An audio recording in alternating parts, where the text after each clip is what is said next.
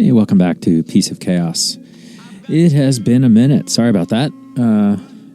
But I'm not, really, because life was happening. But I did miss you guys. Anyway, I got an amazing guest coming up next month. I'm really looking forward to that one. I'm going to leave that as a surprise for now. But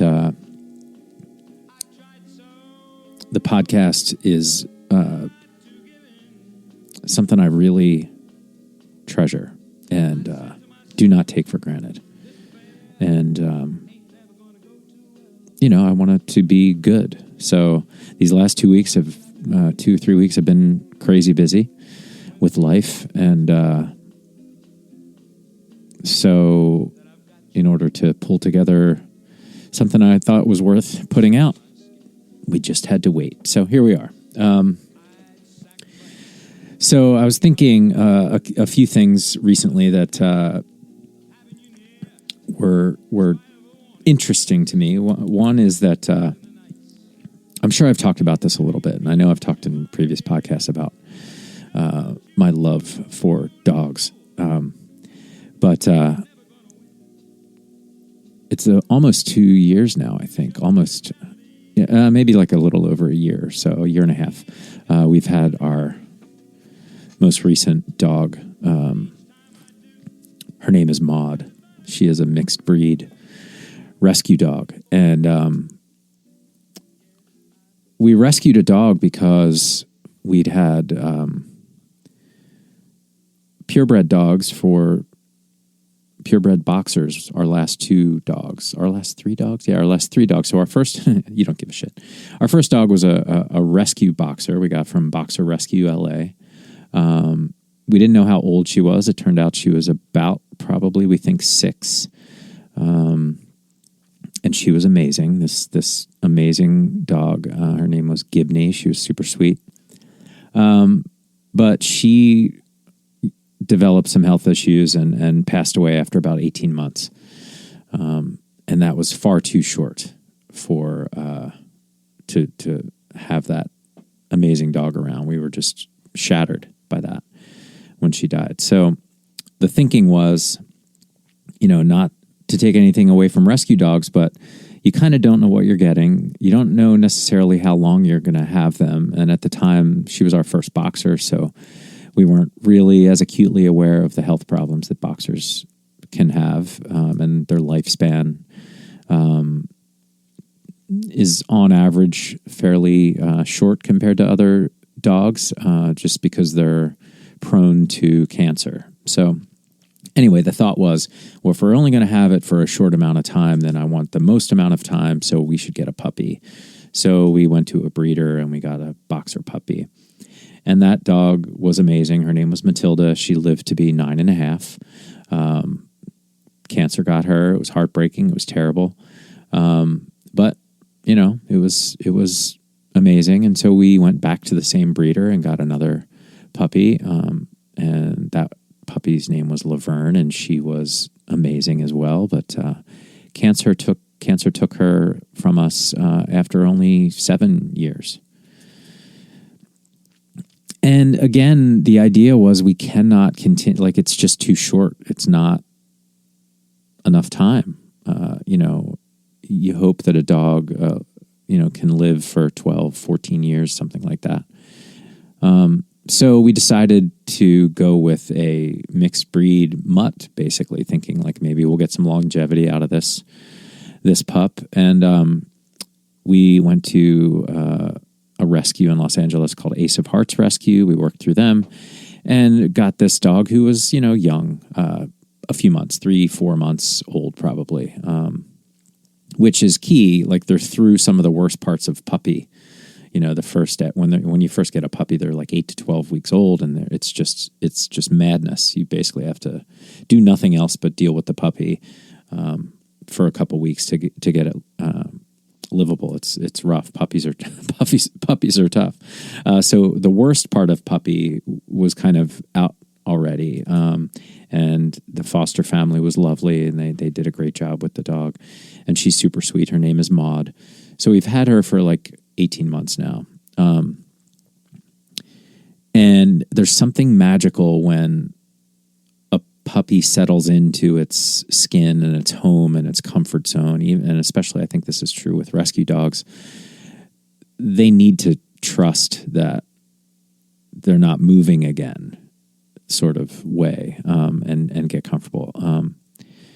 But it's just interesting having had, basically almost 20 years of boxers. You get to know what the dogs are like and what they're going to do and their habits and stuff. And this dog is a mix of a lab, a pit, a Rottweiler, and some other kind of like a Staffordshire Terrier or something predominantly. We got the 23andMe for dogs and figured all this out. She has 16 different breeds in there. 3% boxer, which is, the rescues are smart. They say this is, half lab, half boxer, because she kind of looks like a boxer. But for whatever reason, so we got the DNA done on the dog, and so that's what she is. So she's got all these different breeds, none of which we really have any experience with their habits and stuff, but you can look it up now and see what traits are of dogs. And there's videos, there's whole followings of, did I say German Shepherd? Yeah, she's got German Shepherd too. So she's like Shepherd.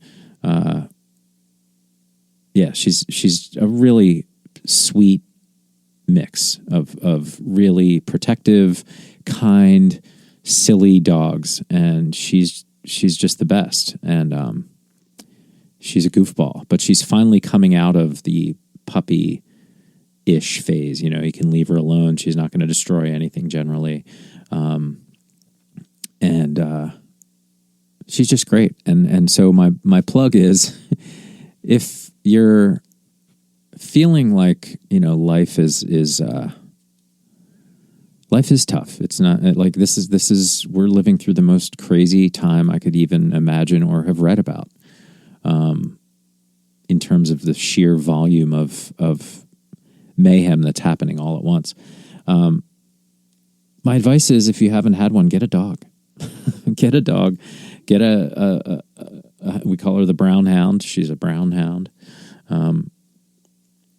It's just a game changer, not only in, the amazing outpouring of just unconditional love that just flies off of a dog. They're just the best. You get outside and you take a walk every day, whether you like it or not, because the dog needs to go outside and take a walk every day. So you get out in the world, you see the world, you experience the world, something about a dog, man. I think, I hope in the next life I can come back as a dog, because what a relaxing ride that would be, especially if you land in a house that loves dogs as much as we do. So anyway, shout out to Maud, our latest pup. She's a great dog, and I hope she's with us for a long, long time. She's a sweetheart. Other things going on. My band, the Temple of the Dads, is playing a lot. We have 2 shows coming up one this month, one next month on March 1st. But man, it's so fun. I don't know if I told you guys, but we got a new guitar player in my band, and he is phenomenal and a great vibe. And it's changed the way the band approaches learning new music in a way that I didn't appreciate until we got this new guitar player. He's just such a great player, and he so cares about the the sound of his instruments. He's got a ton of guitars. He's really, really good. Really cool dude.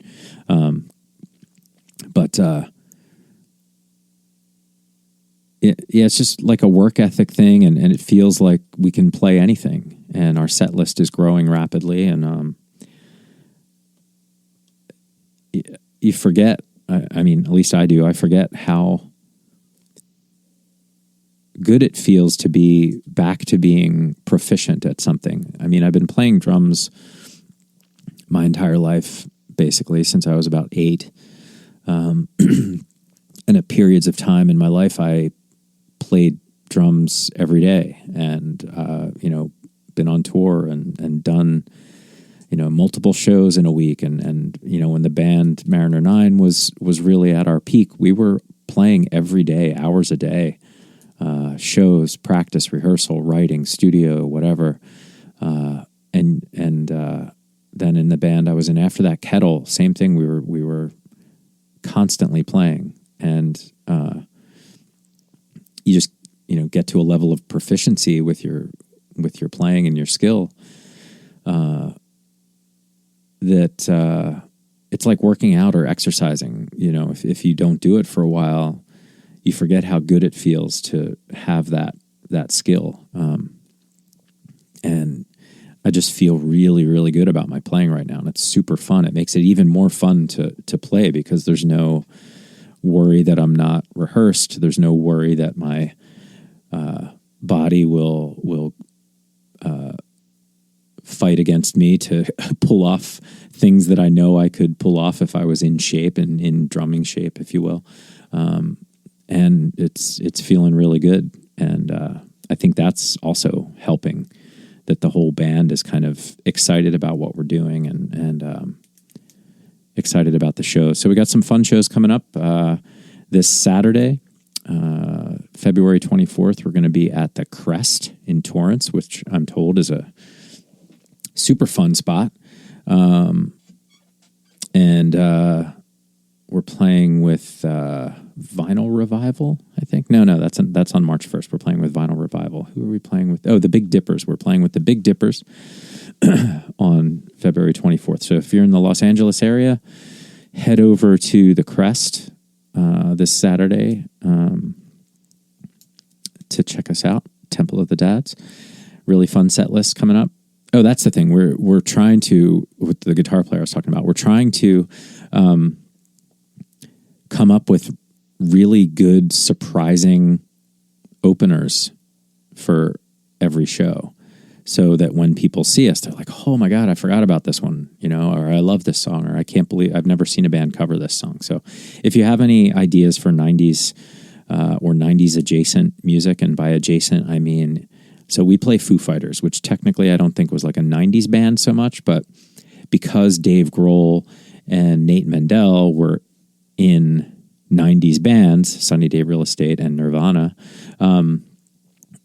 that seems like a logical extension. So like the Foo Fighters, their entire catalog is up for grabs, as far as I'm concerned, for us to cover, even though it's not a '90s, necessarily '90s song. Same with, what was that offshoot band of Stone Temple Pilots, and it had members of Guns N' Roses in it?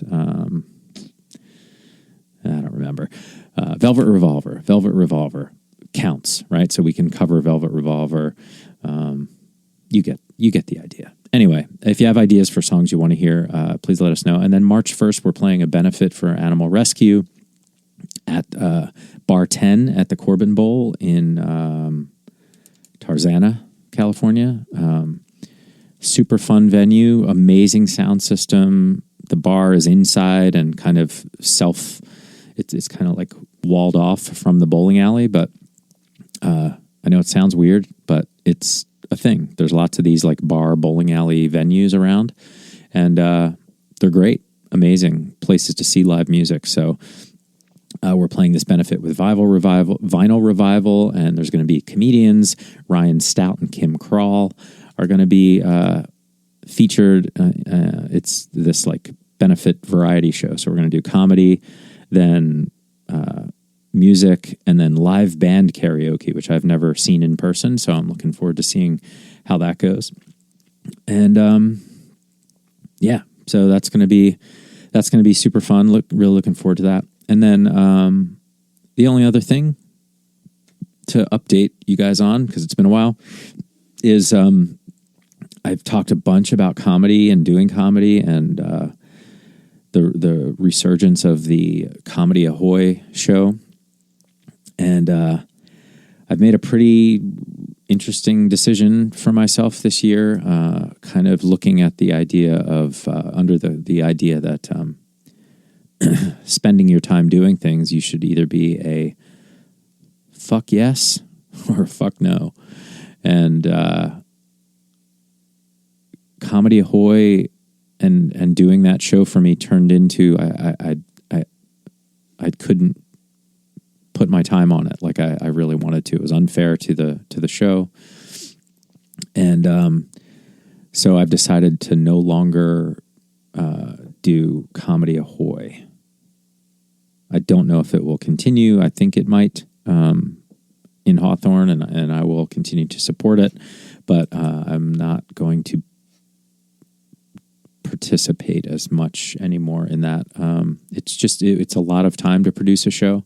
I think I need to produce my own show again, closer to home, and sort of be completely in charge of it from venue and all that stuff. There's just a lot of variables for me doing that show. Plus, it's really far from my house actually, so it was a lot of time. And best of luck to Brian McWilliams on continuing that show, and I'll support it and put up all the flyers and all that kind of stuff. But I probably won't be going down to do the show anymore.